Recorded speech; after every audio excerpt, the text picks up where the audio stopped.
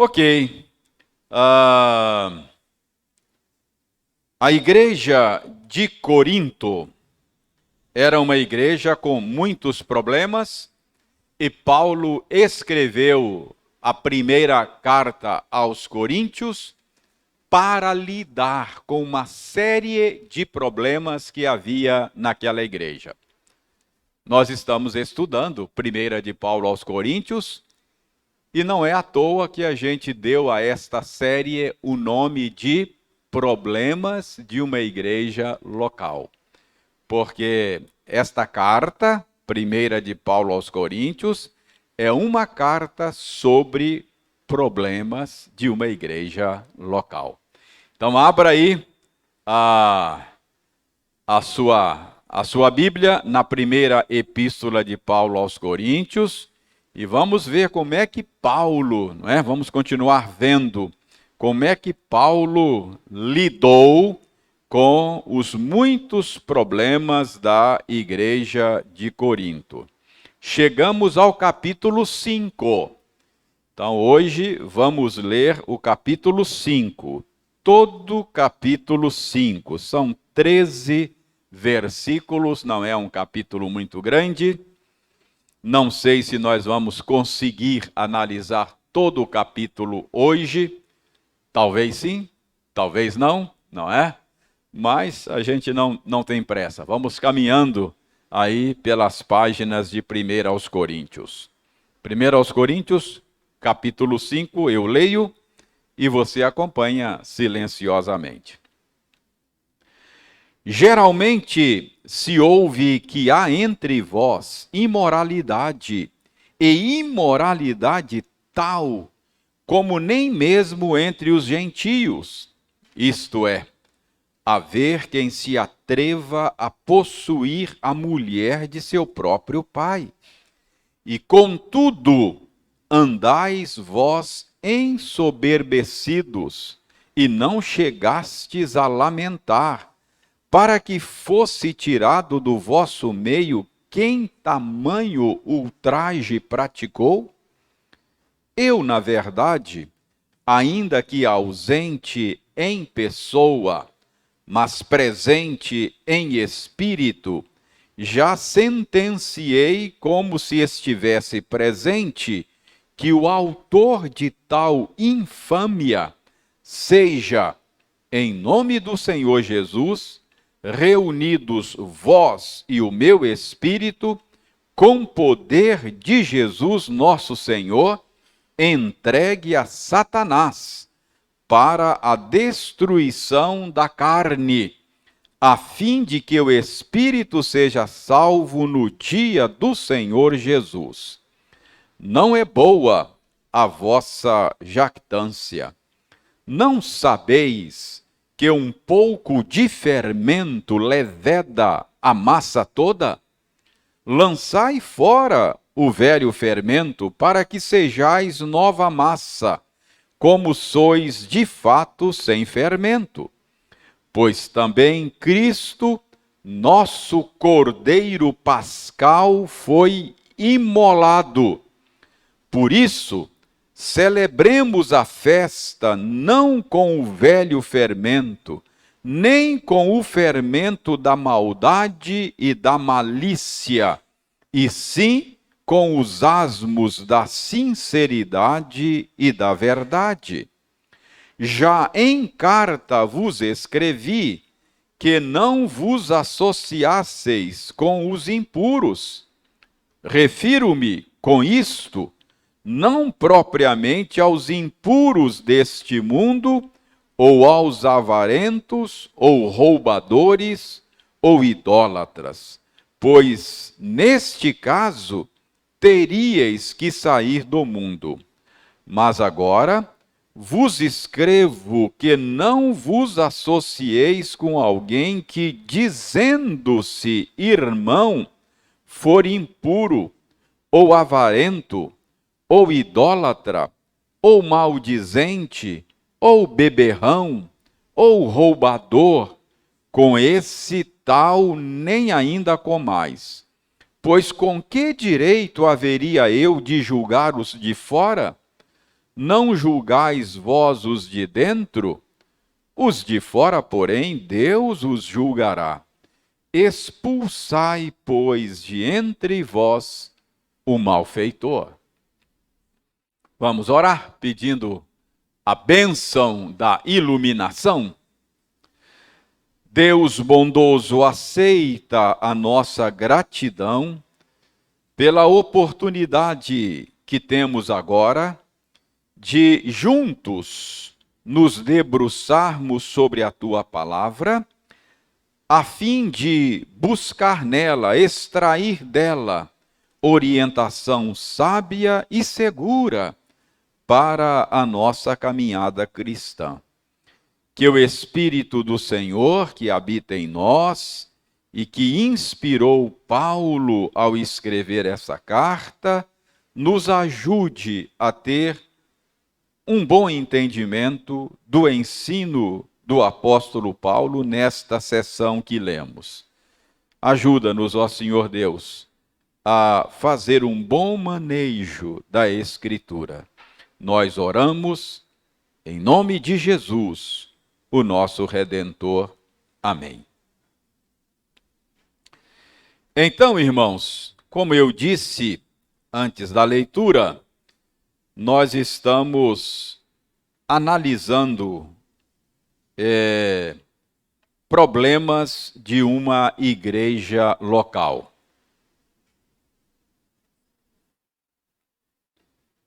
Lembram qual foi o primeiro problema que analisamos nessa carta?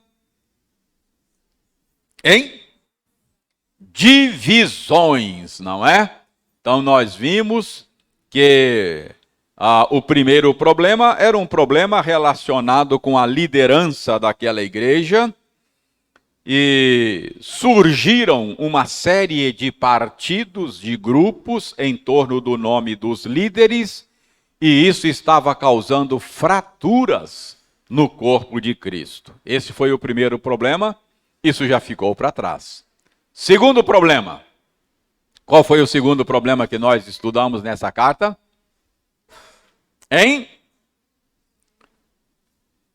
Orgulho e soberba. De fato, o segundo problema que Paulo trata aqui ele trata de orgulho e soberba, não é, que estava por detrás da indisposição que pelo menos parte da igreja tinha em relação a ele. Então, Paulo tratou desta indisposição. Hoje chegamos ao terceiro problema. Qual é o terceiro problema? Descobriu aí qual é o terceiro problema que Paulo trata na carta? Impureza. Ana Rita está dizendo que é a impureza. Verdade, verdade. Imoralidade, impureza sexual. É um problema que estava acontecendo lá. Mas, se você perceber direitinho, o problema da impureza sexual nesse capítulo está mais em segundo plano. O grande problema aí que Paulo trata é a omissão da igreja em relação à disciplina eclesiástica, não é? Então havia sim o problema da imoralidade, da impureza sexual, mas o problema que Paulo aborda aí está relacionado com a frouxidão da igreja na aplicação da disciplina eclesiástica. O impuro, o imoral não foi disciplinado. Então, esse é o problema. Paulo está então tratando aí no capítulo 5 de um problema relacionado com a disciplina eclesiástica. Mas a Ana Rita tem razão. Havia imoralidade lá. Veja como é que Paulo fala aí no primeiro verso. Ele diz: geralmente se ouve que há entre vós imoralidade, e imoralidade tal como nem entre os gentios, isto é, haver quem se atreva a possuir a mulher de seu próprio pai. Então, havia um problema, e a natureza do problema era, como vimos, e a Ana Rita pontuou, imoralidade sexual, impureza sexual. E Paulo está aqui advertindo a igreja de Corinto por tolerar esse caso de imoralidade sexual no seio da igreja. Talvez a igreja estivesse naturalizando a imoralidade sexual, não é? Parece que eles estavam aceitando com naturalidade uma prática imoral na área da sexualidade.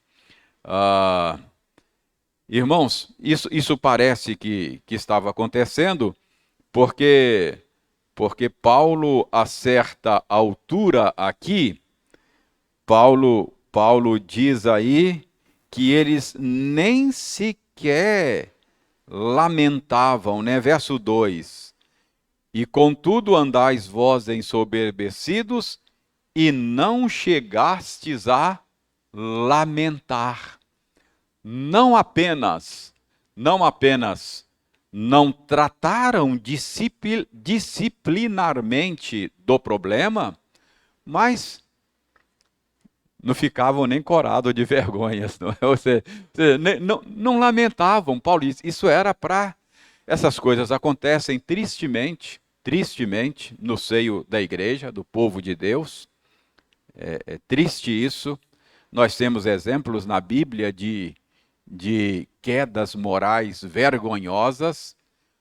Uma das mais famosas é a queda do rei Davi, não é? Acontece, a gente não deveria ficar surpreso, mas o problema é que não lamentavam, eram para estar lamentando esse acontecimento, colocar cinza na cabeça, não é? Rasgar as vestes, convocar um jejum e prostrar-se em terra. Mas estavam lidando com uma certa naturalidade. Irmãos, acho que aqui a gente já pode aprender pelo menos duas lições, não é? Primeiro é a possibilidade dessas coisas acontecerem no nosso meio, não é? Tristemente, irmãos, isso pode acontecer, e nós vivemos num tempo em que os riscos são enormes. Esta é uma área na qual todos nós corremos riscos sempre, não é? Em todas as épocas. Davi é um exemplo de um servo de Deus que caiu feio na área da sexualidade. Mas nós vivemos tempos em que a pressão é enorme. Desde a chamada revolução sexual dos anos 60, a coisa hoje é ameaçadora, não é? A facilidade, o termo que Paulo usa aqui para imoralidade, não é? É o termo porneia, é o termo grego. É um termo usado para falar de toda e qualquer imoralidade na área sexual. É daí que vem a palavra em português pornografia. Então, é sempre bom a gente se lembrar disso, não é? Aqueles que estão de pé, vejam que não caiam. Porque a facilidade, a sedução, a pressão nessa área é enorme, a facilidade é enorme, não é? A indústria da pornografia está aí disponível com uma facilidade enorme. No celular, num clique, não é? A pessoa é levada para sites pornográficos. Ah, ah, as ofertas nesta área são enormes hoje em dia. Eu saio daqui para levar o preletor ali no hotel, não é? Eu deixo ele ali no hotel e dou a volta assim por detrás para sair cá na rua perto da casa do Ildeir ali. Ali, a quantidade de garotas de programa que ficam ali esperando clientes é enorme, não é? A coisa é terrível, não é? Eu levo o Emílio lá assim, levei o Emílio, aí a gente dá a volta, quando eu passo por detrás assim, tem lá 4, 5, 6 moças novas, bonitas, em busca de clientes, não é? É uma coisa terrível. Então, é sempre bom a gente lembrar desse risco. A igreja de Corinto estava enfrentando esse problema e não é diferente para nós hoje, não é? Com essa liberação sexual. E outra coisa que nós podemos aprender aqui, não apenas com o risco de sermos seduzidos pela imoralidade, mas o risco de naturalizarmos estas práticas, não é? Hoje acho que nós estamos naturalizando. A quantidade de jovens cristãos que se entregam ao sexo antes do casamento é enorme hoje. Não sejam ingênuos, não é? Eu não sei quantos jovens crentes hoje se guardam para o casamento, porque é enorme a quantidade dos que acham que não tem nenhum problema e porque seguem a mentalidade de que se guardar para o casamento é uma coisa antiquada, não é? Olha, já faz 30 anos, hoje deve estar pior, não é? Mas eu me lembro quando, em Governador Valadares, eu fui buscar o meu filho mais velho, estava começando o ensino médio, não é? Fui buscá-lo na escola, eu buscava os 3 lá.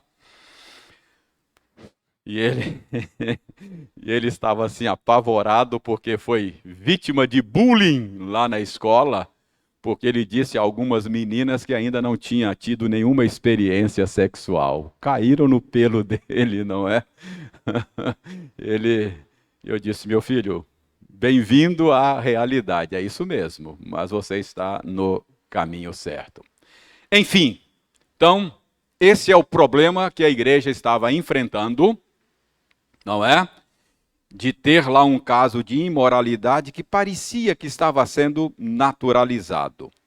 E notem que Paulo faz questão de mostrar que não era uma imoralidade qualquer. Era um caso grave, não é? Paulo diz imoralidade tal como nem mesmo entre os gentios, isto é, entre os incrédulos.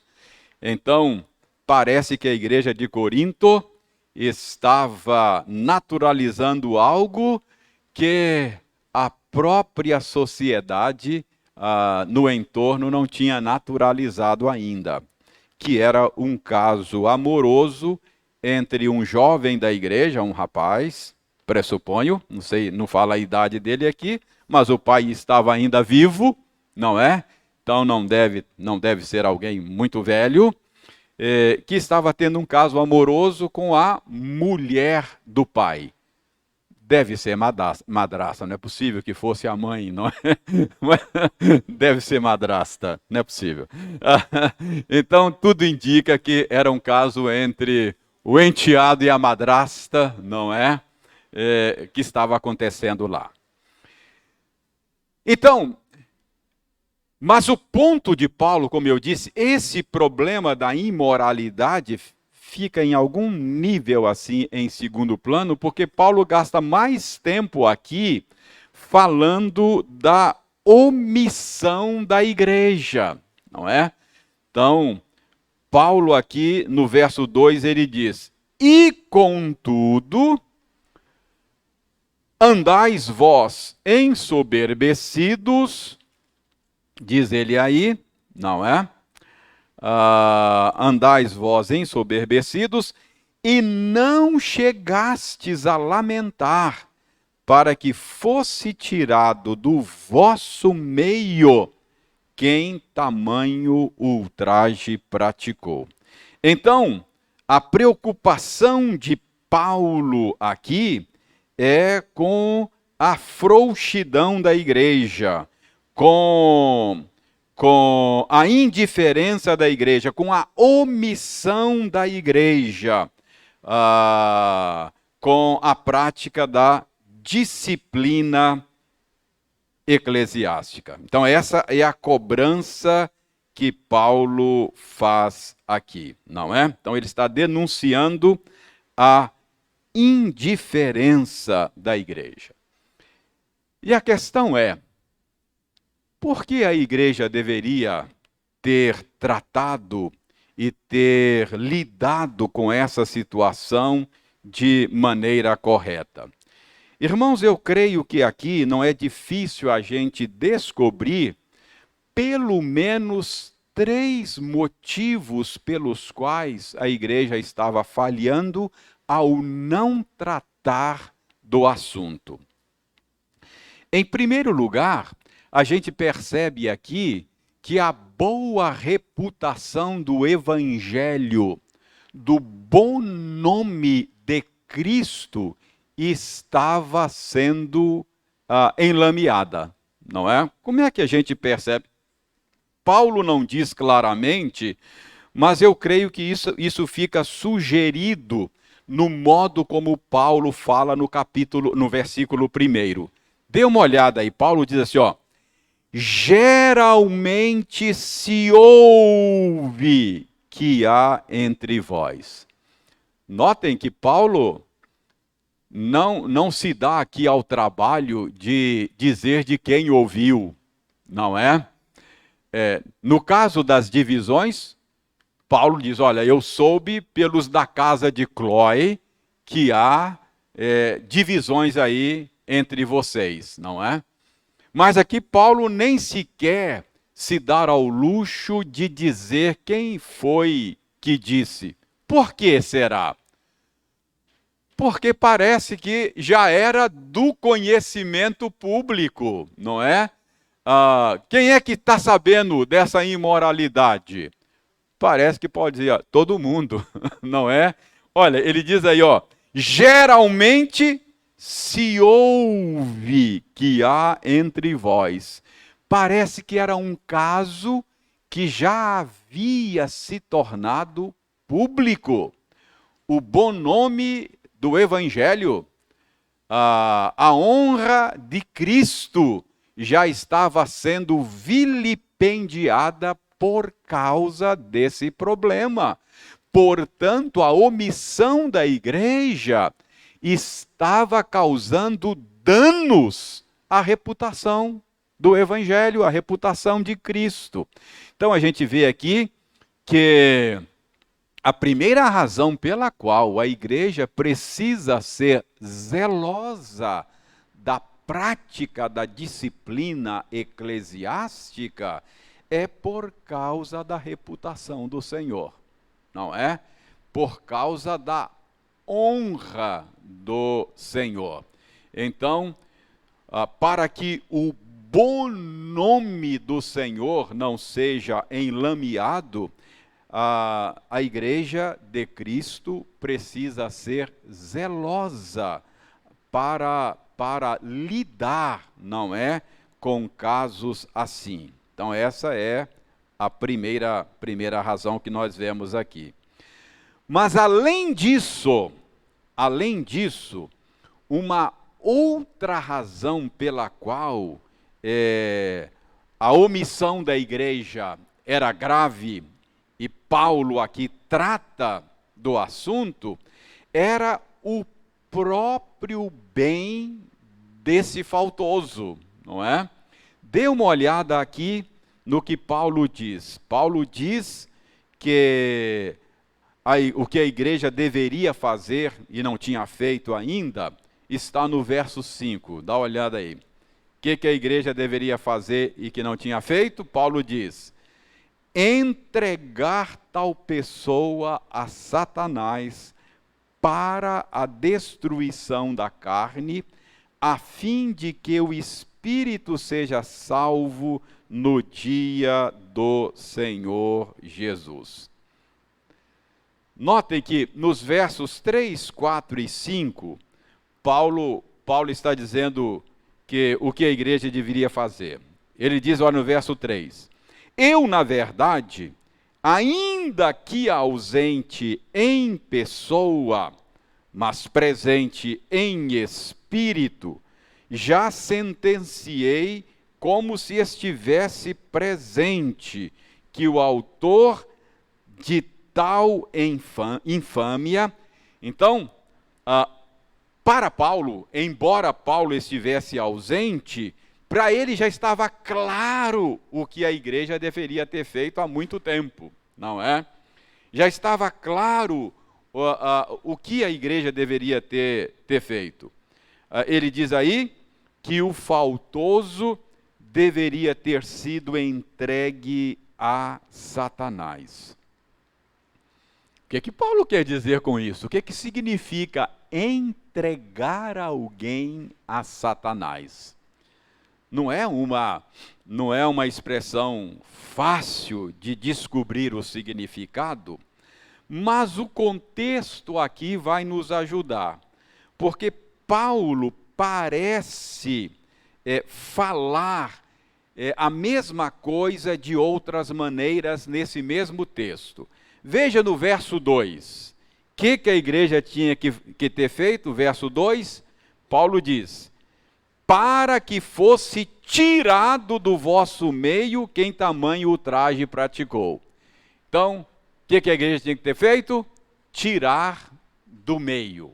Então, tirar do meio deles. Dê uma olhada no verso 7. Lançai fora o velho fermento. Paulo está usando uma linguagem figurada. O que a igreja tinha que ter feito? Lançar fora, não é? O faltoso. Lançar fora o faltoso. Então, veja bem, tirar do vosso meio, verso 2, lançar fora o velho fermento.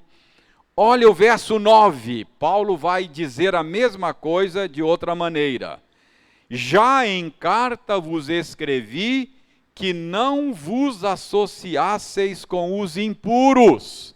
Então o que a igreja tinha que fazer? Não se associar com impuro. Então o que a igreja tinha que fazer? Mesma coisa, de maneiras diferentes. Paulo diz: tirar do vosso meio o que praticou ultraje, lançar fora o velho fermento, não se associar com os impuros. Verso 13, outra expressão sinônima: expulsai, pois, de entre vós o malfeitor. Então o que significa entregar a Satanás? Expulsar o malfeitor, afastar o faltoso. Então, a ideia aqui é que a igreja é aquela esfera em que a graça salvadora está em operação. Então, quem está dentro da jurisdição da igreja, quem está dentro dos limites da igreja, está debaixo da graça salvadora.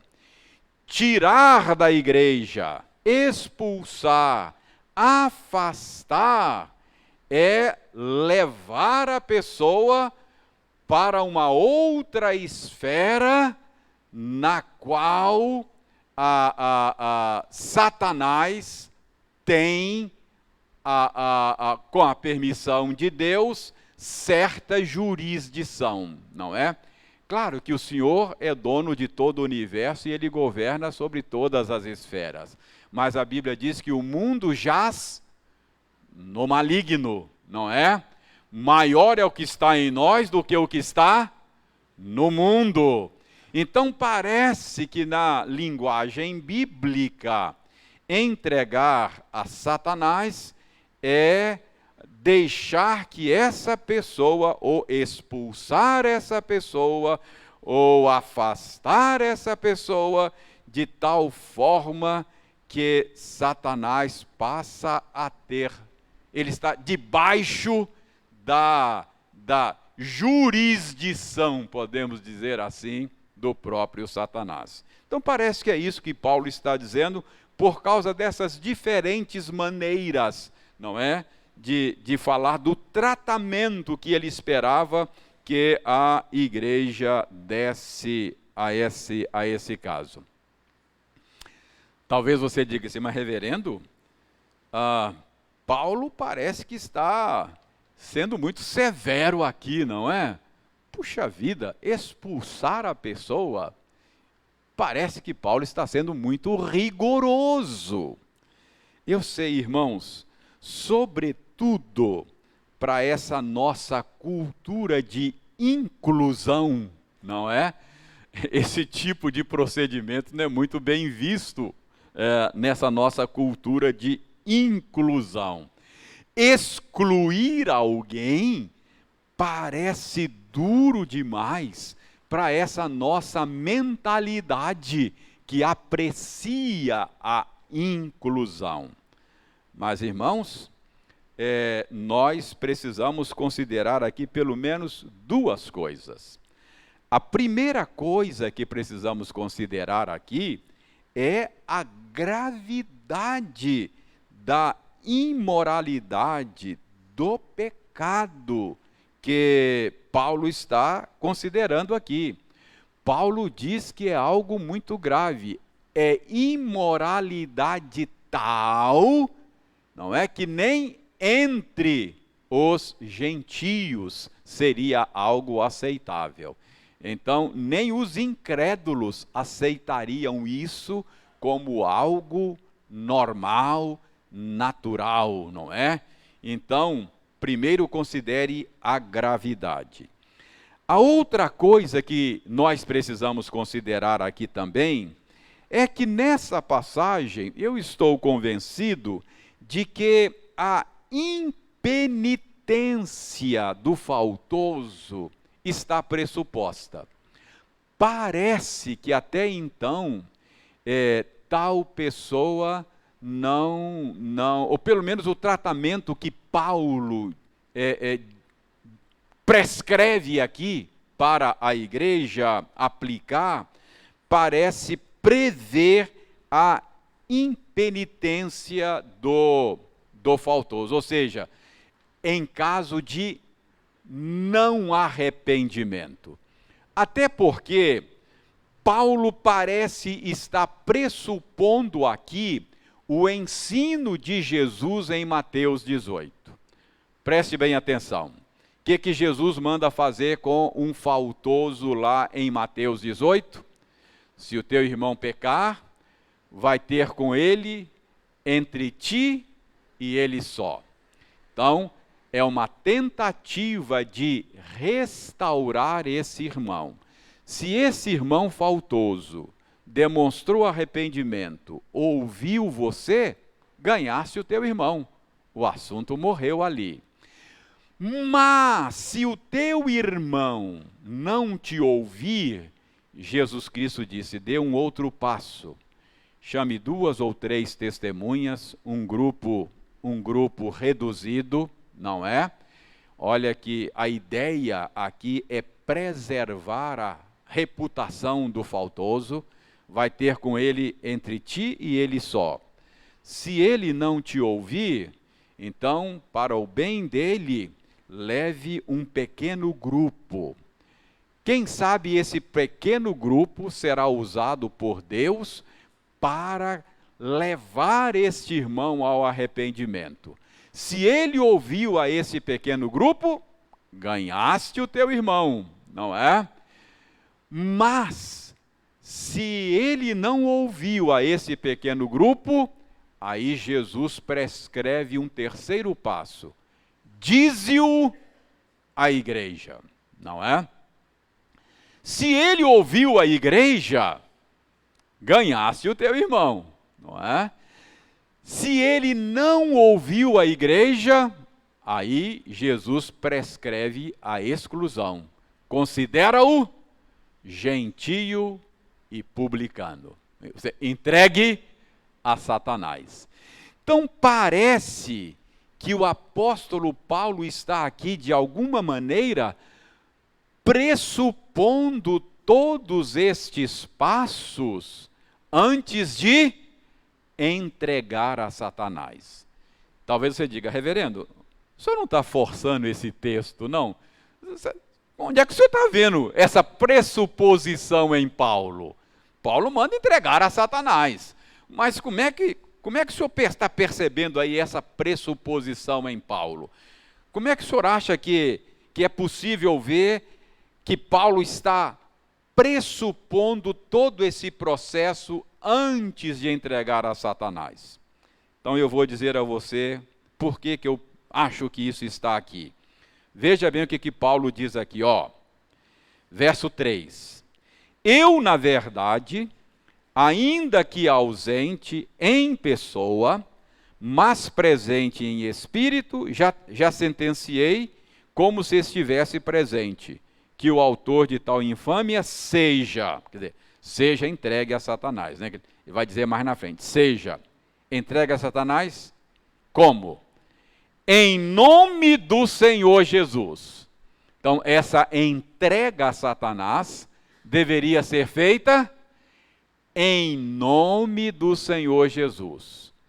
Então, possivelmente Paulo está dizendo, olha, nos termos prescritos pelo Senhor Jesus. Então é possível dizer, olha, vocês farão isso como representantes do Senhor Jesus e fazer nos termos que Jesus mandou.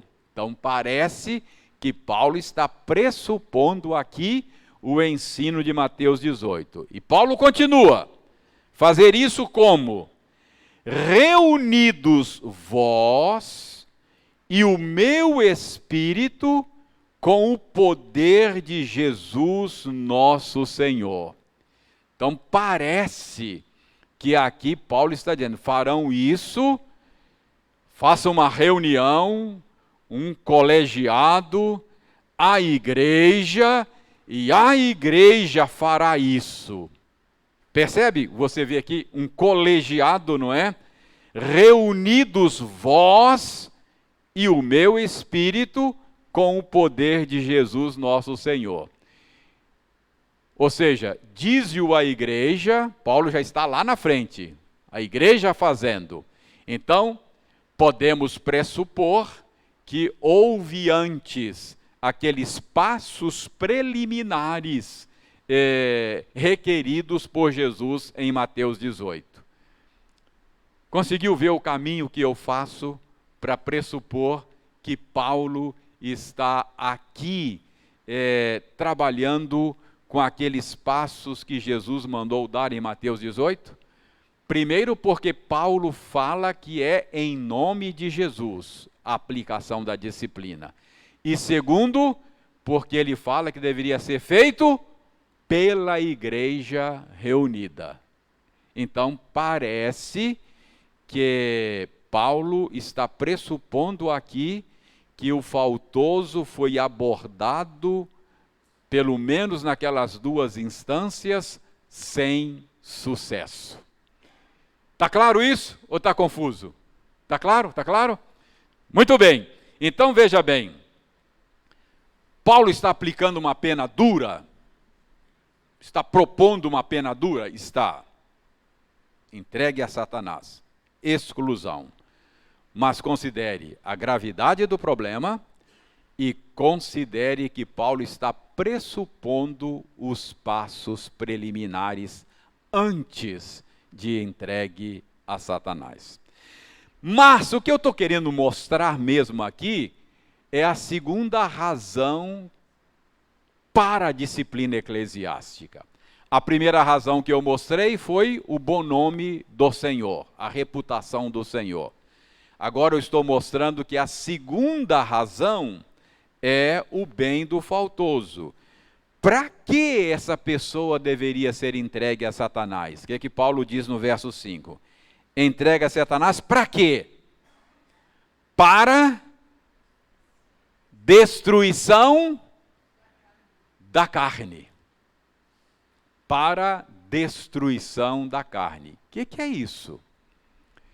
Irmãos, o termo carne, o conceito carne no ensino de Paulo, normalmente é um conceito para falar da natureza humana pecaminosa. O Wildeir leu aqui conosco um texto que fala que o espírito milita contra a carne. Aí Paulo lista lá quais são as obras da carne: impureza, não é? É a mesma palavra, porneia, não é? Lascívia. Então, é esse tipo de coisa que a carne produz. Essas são as obras da carne. Então, a carne tem que ser mortificada. Ela tem que ser morta, não é? Fazei, pois, morrer a vossa natureza terrena. Tem várias maneiras de você fazer morrer a natureza terrena. Os meios de graça, não é? Leitura bíblica, oração, não é? Sacramentos. E aqui Paulo está dizendo que a disciplina eclesiástica também tem esse propósito: fazer morrer a carne, não é? É isso que ele está dizendo no verso 5, ó, para destruição da carne. Então essa disciplina visa o aperfeiçoamento do disciplinado, para que a carne, a natureza humana pecaminosa seja destruída e, consequentemente, ele seja contado entre os salvos no dia de Cristo. Olha o final do verso, do verso 5, não é? A fim de que o Espírito seja salvo no dia do Senhor. Então, por que é que a igreja deveria disciplinar esse sujeito? Primeiro, por causa da honra de Cristo. Segundo, para o bem dele. Para que a natureza pecaminosa seja destruída, mortificada, e ele seja salvo. Então, essa igreja não estava amando essa pessoa como convém. Estava deixando ele entregue à sua natureza humana decaída, sem fazer nada. Não é? Quem ama, disciplina, corrige. Então, uma igreja que ama você, vai corrigir você. Um irmão que ama você, vai corrigir você. A gente tem a tendência de achar que quando está sendo corrigido, aquele que nos corrige é contra a gente, né? Eu pensei que você fosse meu amigo. Cara, é porque eu sou seu amigo e eu estou te corrigindo, não é? Ou seja, aquele que ama, corrige. Quem corrige é um aliado, e não alguém que seja contra mim. Então, uma igreja que ama você, vai corrigir você. Se você estiver numa boa igreja, uma boa comunidade de crentes, quando você pisar na bola, vai ter alguém que vai chamar você, vai, irmão, vem cá. Esse caminho que você está trilhando é ruim para você, cara. Estou preocupado, tenho orado por você. Você está fazendo muito mal a você mesmo, trilhando esse caminho. Tomara que a nossa igreja aprenda a fazer isso, não é? Tomara que aqui você encontre boa disciplina bíblica, não é? Será que Paulo, se fosse escrever uma carta à igreja presbiteriana Iguaçu, será que ele ele ia falar essa mesma coisa aqui conosco. Olha, vocês estão muito frouxos aí na aplicação da disciplina, não é? Será que Paulo ia nos corrigir como corrigiu a igreja de Corinto, não é? Então, segunda razão é o bem do faltoso. O bem do faltoso. Terceira e última razão. Paulo usa aqui uma metáfora, certamente lembrando aqui da Páscoa, não é? Ele diz aqui, segunda parte do verso 6. Não sabeis que um pouco de fermento leveda a massa toda? Fermento, aqui é uma metáfora, né? Você pega uma pitadinha de fermento, põe numa quantidade enorme de massa, aquela pitadinha de fermento vai levedar a massa toda. Com isso, Paulo quer mostrar que pecado, como fermento, exerce uma grande influência, no caso do pecado, uma influência nefasta. Então, a terceira razão é para que o pecado não corrompa toda a igreja. De repente, aquilo fica natural, as novas gerações veem aquele tipo de prática, acham que aquilo que é o certo, não é? Nesse caso aqui, ter um caso amoroso com a madrasta, e aí os jovens vão crescendo vendo aquilo e acham que aquilo lá é o jeito certo de viver. É o fermento levedando toda a massa. Irmãos, eu tenho dito isso lá no conselho, a minha preocupação com esse tempo nosso de banalização do casamento. Nós temos vivido numa época que o casamento está ficando banalizado e a igreja tem assimilado isso. O índice de divórcio entre cristãos é enorme, tem crescido. Pastores que não honram os seus compromissos conjugais. Casa e descasa assim, igual troca de camisa. Que mensagem nós estamos passando para as futuras gerações? Que o casamento é indissolúvel, você pode... Acabou o amor, você troca de esposa, troca de marido e vai embora, vai levando. Pouquinho de fermento leveda a massa toda. Eu tenho dito aos presbíteros, irmãos, eu fico muito preocupado com a mensagem que nós estamos passando para as futuras gerações. Porque o nosso exemplo vai influenciar as futuras gerações. Os nossos adolescentes vão olhar para nós, sobretudo a liderança, e vão dizer, olha, casamento é isso aí, se não der certo, você arruma outra, vai embora. Não é? Percebe? É isso que Paulo está dizendo, olha, vocês precisam tratar disso porque um pouco de fermento leveda a massa toda. Então, quais são as 3 razões que Paulo dá aqui para dar um puxão de orelhas na igreja de Corinto pela indiferença, pela omissão quanto à disciplina eclesiástica? O bom nome de Jesus está sendo enlameado. Esse irmão precisa ser amado. Vocês precisam corrigi-lo para a destruição da carne e ele seja salvo. E terceiro, vocês não sabem que um pouco de fermento leveda a massa toda?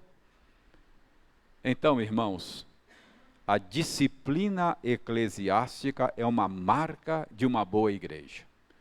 Uma igreja que não leva a sério a disciplina eclesiástica está em falta, segundo o apóstolo Paulo aqui.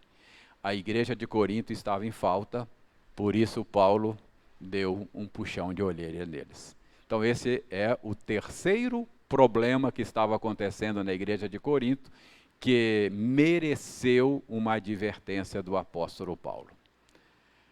Alguma pergunta, alguma colocação? Pois não, dona Selma?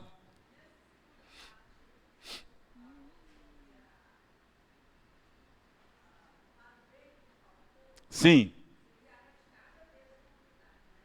Sim, sim.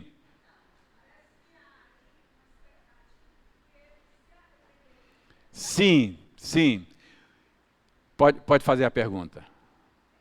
É isso. E parece, alguns estudiosos, quando a gente lê a segunda carta de Paulo em Corinto, Paulo fala que já era hora da igreja receber aquele irmão arrependido. A segunda carta tem a gente não sabe exatamente quem é esse irmão. Mas Paulo fala de um irmão arrependido que precisava ser recebido. Alguns estudiosos acham que é o mesmo caso. Então parece que a igreja atendeu ao que Paulo mandou e que a disciplina surtiu efeito. Parece. Alguns estudiosos acham que sim. Entendeu? Mas esse é o propósito. Toda disciplina, quando aplicada, esse deve ser um dos objetivos também. É claro que isso, esse propósito deve nortear a prática da disciplina. Sempre que a igreja disciplina alguém, ela deve fazê-lo com o desejo sincero no coração de que essa pessoa seja restaurada.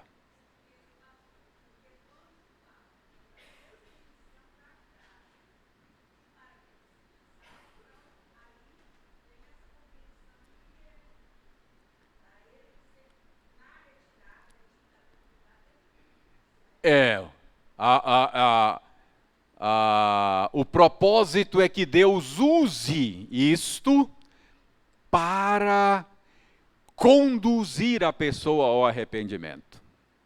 Volta à sensatez. Esse é o propósito. Alguma pergunta a mais? Alguma colocação a mais? Pois não, Hilton?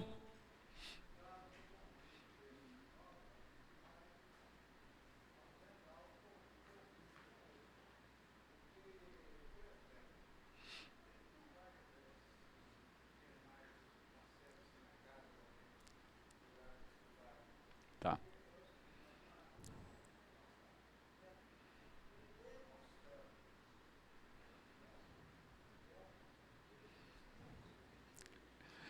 Não, o Hilton, deixa eu dar uma palavra. Eu estou muito preocupado com o horário do ensaio do coral aqui. Tem um pedacinho aqui que esclarece isso e eu passei por cima. Hein? Ai, da mocidade. Então não estou atrapalhando. A mocidade eu posso atrapalhar. Não, brincadeira, brincadeira, brincadeira. Desculpe, jovem. Não, ó, amigo, jovem, amigo. Mas olha, é o seguinte. Paulo diz aqui, ó. Eu já escrevi a vocês em outra carta. Essa é a primeira carta de Paulo aos Coríntios para nós, mas teve outras antes que a gente não sabe, sumiu. Deus não permitiu que nos soubesse. Mas Paulo diz: eu já escrevi a vocês que vocês não se associassem com impuros. Mas eu não estou dizendo impuros desse mundo, senão você tinha que sair do mundo. Eu estou dizendo aquele que se diz irmão e vive de maneira impura. Alguns intérpretes, Hilton, acham que é dar um gelo, quando Paulo diz, nem sequer comais. Eu, pessoalmente, acho que não. Eu acho que Paulo está dizendo aqui, pelo contexto, afastamento da igreja. Nem sequer comais, eu diria, afastamento da comunhão, da ceia. Eu acho que você deveria continuar amigo desse irmão, recebê-lo em casa, quem sabe até comer um churrasco junto e ter uma oportunidade para conversar um pouco sobre a vida cristã, sobre a queda dele e ajudá-lo. Eu não creio que Paulo esteja dizendo que eu devo isolar a pessoa a esse ponto. Nem sequer, com mais eu tenho interpretado, afastá-lo da ceia, da comunhão. Tá bom? Continue amigo dele. Faça uma visita a ele. Faça uma visita a ele.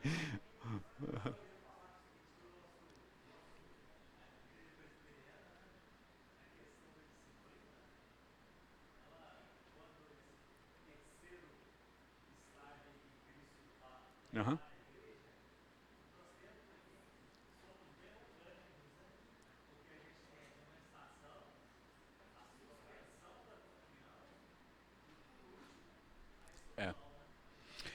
O Getro está lembrando, isso é importante porque nós estamos recebendo gente nova em nossa igreja ultimamente, que a aplicação da pena tem que ser proporcional. Existem pecados mais leves e pecados mais graves, tá? Paulo diz aqui que nesse caso era algo muito grave, não é? Então, o nosso código de disciplina, o Getro está lembrando, prevê penas mais leves e penas mais graves. Então, uma pena prevista no nosso código é admoestação, que pode ser verbal ou por escrito. Então, o conselho pode chamar um irmão e admoestá-lo. Uma falta leve, então você o chama e faz uma admoestação, não é? Convidando, chamando a corrigir-se. Uma outra penalidade prevista, essa só para oficiais, é a deposição do cargo. Ele deixa de ser diácono, deixa de ser presbítero, mas continua membro da igreja. A outra penalidade prevista é o afastamento da comunhão. Continua sendo membro da igreja, mas ele fica suspenso de alguns privilégios. Não pode participar da ceia, não pode ensinar, não deve orar em público e tal. E aí então são certos privilégios que ficam suspensos. Mas continua sendo membro da igreja. É aquele filho que está de castigo, não deixou de ser filho, tá bom? Agora, a exclusão é só quando a pessoa se mostra contumaz, incorrigível, não se arrepende, aí ele deixa de ser membro da igreja, aí ele é excluído do rol de membros. Obrigado, Getro, pela oportunidade de ensinar isso para os recém-chegados em nossa igreja.